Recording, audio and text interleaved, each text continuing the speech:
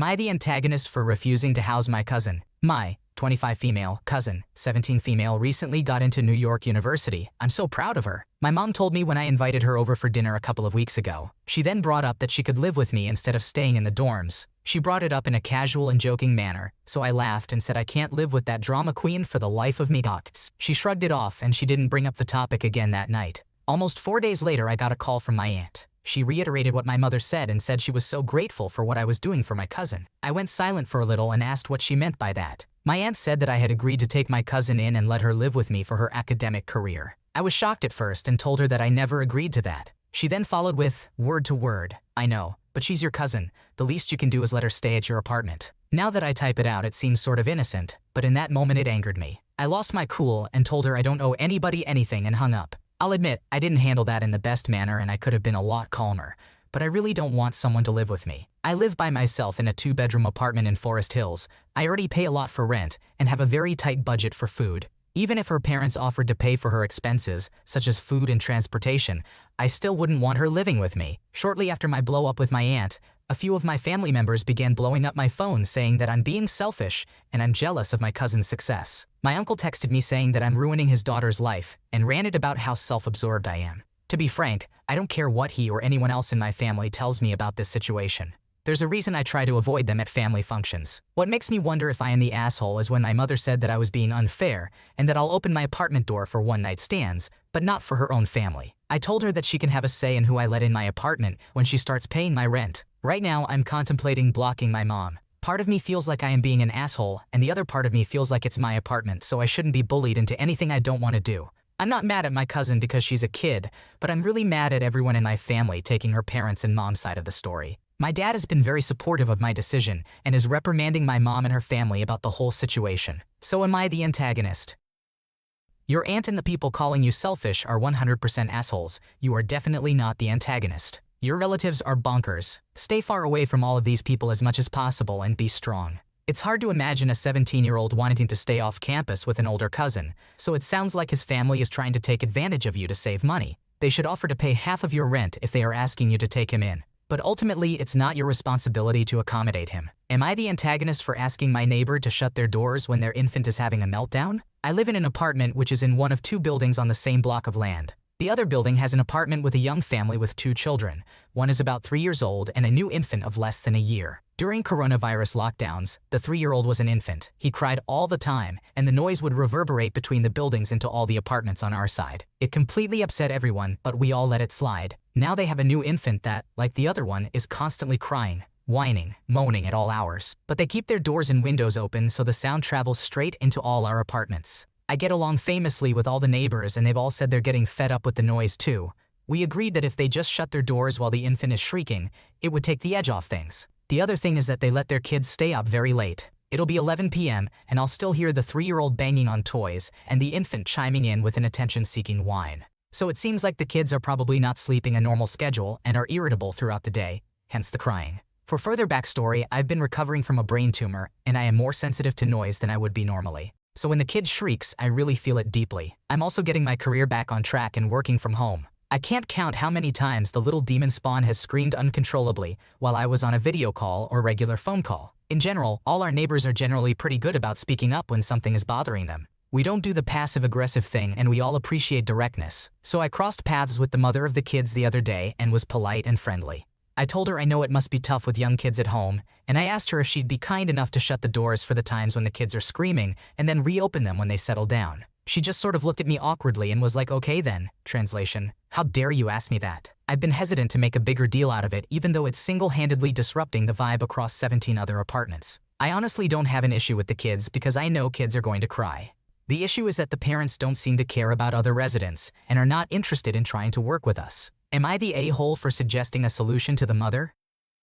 Not the antagonist. It's not your fault if someone else decides to have a kid. If the kid is still playing in the night and constantly screaming, that seems to imply that they aren't good parents. Consider crowdsourcing the solution by talking with your neighbors and creating a rotating schedule for people to go to their apartment when the baby is screaming.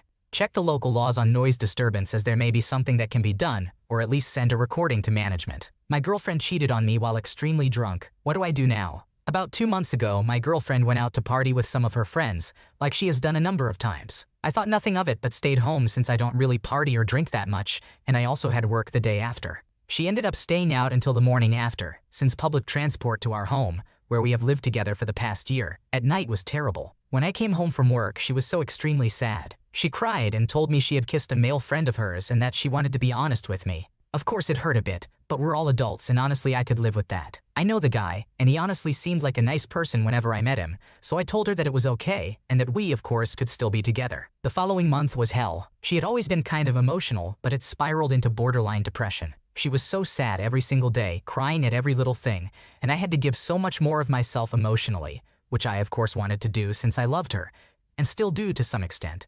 But it drained me. It took every ounce of emotional energy I had to calm her down when she was having a panic attack, and that was hard. I thought she was sad about kissing her friend, since she has always had a very monogamous mindset, talking about how she hated cheaters with all her heart, and that she would never ever want to try opening up our relationship. A thing I thought could be fun, but I respected her choice not to. In the back of my mind, I probably knew something was wrong, but I chose to believe her since this girl was the absolute love of my life. I have never talked about having children, getting married, or anything like that with prior partners, but she just felt like the one. Honestly, a month passes, and she comes home in tears after being over at a friend's place. I felt like it was even worse than normal, and I just got the feeling that I had to ask what was going on, and why she was so incredibly sad. And then she told me what had really happened that night. That she went home with her friend and had unprotected sex, she is on birth control, and slept there. And it just shattered me. She had lied to my face for a month while I was comforting her, telling her everything was going to be all right. I gave her my everything, and this came out of nowhere. Nothing had led up to it. We were happy, and we were always vocal about that every single day. We had plans: getting a bigger apartment, getting a cat, going on trips and adventures, getting married someday, maybe having children. And for the past month, I've just been living alone in our tiny one-bedroom apartment, feeling like absolute crap. I'm so angry, and I hate having these feelings towards someone that I love so much. Part of me wants to stay with her. I know it would never happen again if I did, since I know her as well as I do. She has started therapy while staying at her mom's place, while I get some much-needed space, and I know she wants so badly to be with me and atone for what she did. But another part of me feels broken, and that part wants me to leave her and try to start a new chapter. I feel so betrayed, sad, and angry. I have nightmares where I see them together, and it just haunts me. I have talked to the family about all of it, but they all love her, and it feels like they want me to stay with her. I just don't know what to do, and it hurts so much. The fact she cheated at all is an indication that you don't know what she's capable of. Your GF is a liar and a cheater. We can't tell you what to do, but take all the time you need to do what's best for you. End the relationship and cut contact. No need to try to make this work if you're not married or have kids. Also, she was selfish and careless to have unprotected sex. Get yourself tested for STDs. You're 22, just move on. You'll have lots of loves of your life. Am I the antagonist for embarrassing my mom in front of her friends? I, male 34, and my wife have 3 children. Male 6, female 7, female 9, and both chose to reduce our working hours to have more time to spend with them, especially in their younger years. We're financially stable enough to do this. My parents live in the same county as us, about a 50-minute drive away, so close by. From the day my eldest daughter was born, my mom said that she wanted to help out with childcare. We were grateful for the offer and wanted the kids to have a good relationship with their grandparents. However, we didn't want to feel dependent on my parents for childcare and would rather them choose to see their grandchildren whenever they wanted. Instead, my parents asked to look after the kids for 1 day a week, the same day every week. A bit of background. My mom has always struggled with her self-esteem, and this comes out as her being chronically scared of losing her family. In her mind, unless she has regular contact, we will drift apart. This has caused various problems over the years. My mom always talks about how hard her life is and how much she has to deal with. She seems to feel good when other people sympathize with how tough you have it. She has directed this a few times at us and the kids, when she enjoys complaining about how much of our childcare she provides to her friends. When I've heard her do this, I've usually waited until after her friends have left before asking her if she wants to reduce her childcare. She always immediately refuses and says, "No, I love having the kids." Flash forward to a few weeks ago during the Christmas school holidays. My mom called and asked if she could take the kids for 2 days back to back, as she wanted to have them for a sleepover and had planned some activities. We didn't need her to take the kids for these days, but were happy that she wanted to. Plus, the kids were excited for a sleepover. When I went to pick the kids up, I stayed for coffee and her friend came over. Her friend made a comment along the lines of, "You've had the kids again?" And my mom responded by sighing and saying, "I know. I had had enough of this," and called her out. I said, in front of her friend, "Why do you always complain about having the kids when you are the one who asks for them, and you are the one who decides how much time to spend with them?" Things got awkward and my mom's friend left, After she went, my mom called me an asshole for embarrassing her. We got into a big argument with my trying to explain that every time she does this, it makes me and my wife look like entitled and ungrateful parents who take advantage of her, when in reality we've always tried to make sure she sees the kids on her terms. I suggested that it might be a good idea for us to reduce the contact she has, if childcare is apparently such a burden and she feels so put upon. My dad called later and said my mom had been crying and wants me to make up, but I'm still so angry. I genuinely want to limit the time she sees my kids now. Am I the asshole? Not the antagonist. This little act she does is called playing the martyr, and it's obnoxious and annoying. Calling her out in front of her friends was the right move, as she was actively putting you in a negative light. Take some time to cool off before deciding about her contact with the kids. Don't let your issues get in the way of their time together. Your children shouldn't suffer because you're angry with her, but it's important to set boundaries until she apologizes and gets her act together. Am I the antagonist for leaving my grandparents standing outside in the rain with their grandchild? My maternal grandparents showed up at my house with their grandchild, who is my half-sibling biologically, but I have never met the child. They have custody of her because my mother died a few months ago and her dad left the country, abandoning her. Her father was my mother's affair partner, and after years of my mother not treating me or dad right, when I learned about the affair, I went no contact with my mom at the age of 14. I did not have any contact with my mother again. The only thing I knew about her was she had another kid 3 years after she left, and she was still with her affair partner. Knowing she had another kid who is technically my half-sibling was not a draw to get back in contact. I didn't want contact with the child. I don't hate them. I want that to be clear. But they're not my real sibling either. My mother was not a good parent, and DNA isn't enough to draw me into a relationship with some random child. It was only after my mother left to be with her affair partner that her parents started to have random contact with me. We did not have a relationship before that point. My dad never even met them. They didn't even show an interest in us being close. They would just ask a couple of random questions every few months, often about my mother. I did not go to my mother's funeral when I heard she died, and I didn't send anything or reach out to anyone. But a month or so later, my grandparents got in touch and told me, thinking I didn't know, that my mother had another child. When I told them, I knew they were shocked, and they asked me why I had no contact with her and why I wasn't stepping up to take care of her. I'm 22 now, and she would be 5-ish, I think. I told them I had no relationship with the kid and did not want to be her savior and did not want to raise her. They were horrified and tried to guilt-trip me for my lack of rushing to rescue this child. In the end, I blocked them because they would not shut up about it. Which leads to the incident I'm asking about. They showed up to my house last week with the child and tried to get in. I unblocked them long enough to call and say I would not let them in when I realized they would stand out there all day. They argued with me and said I needed to let them in, and my half-sister deserved to meet me, and we needed to figure out a way for us to know each other. I refused, and I left them out in the rain and did not open my door. They left after such a long time. It was crazy. But then my grandfather showed up the next day and yelled at me as I was leaving for work that I left them, and a small child, out in the rain out of some pettiness, and that I should be ashamed of my treatment of her. Am I the asshole?